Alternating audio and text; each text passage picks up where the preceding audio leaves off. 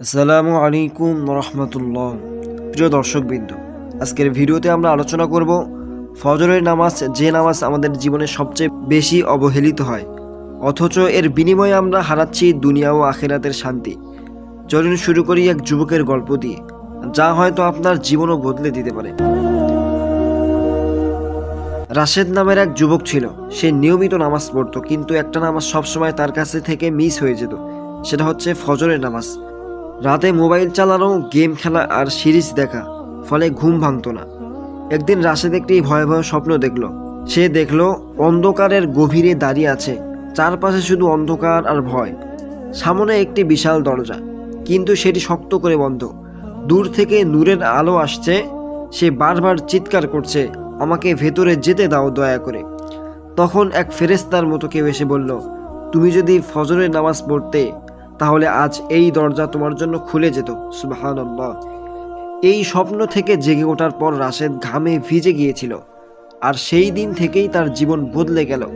ফজরের জন্য সে alarm set করলো, পরিবারের কাউকে বলল তাকে ডেকে দিতে, আর আল্লাহর কাছে কান্না করে সাহায্য চাইল।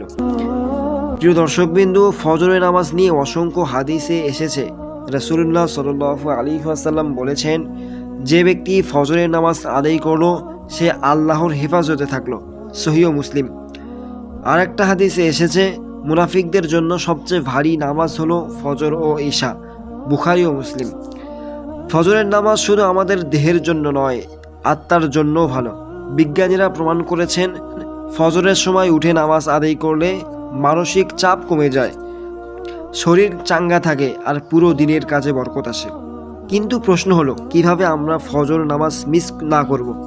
প্রথমত, রাতে দেরি করে মোবাইল বা টিভি ব্যবহার বন্ধ করতে হবে। দ্বিতীয়ত, রাতে ঘুমানোর আগে অ্যালার্ম সেট করতে হবে, এমনকি একাধিক অ্যালার্ম।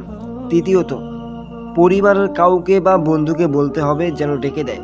চতুর্থত, সবচেয়ে গুরুত্বপূর্ণ, আল্লাহর কাছে দোয়া করতে হবে, আল্লাহুম্মা ইন্নী আলা যিকরিকা ওয়া শুকরিকা ওয়া হুসনি ইবাদাতিক। যদি নিয়মিত চেষ্টা করেন, আল্লাহ আপনাকে অবশ্যই সাহায্য করবেন। প্রিয় দর্শক, রাশেদের মতো আপনিও যদি ফজর মিস করার অভ্যাসে ডুবে থাকেন, তাহলে এখনই জেগে উঠুন। কারণ ফজরের নামাজ মিস করা মানে শুধু একটি নামাজ মিস করা নয়, বরং আখিরাতের নূর মিস করা। আল্লাহ রাব্বুল আলামিন আমাদের সকলকে ফজরের নামাজে নিয়মিত আদায় করার তৌফিক দান করুন। আমিন।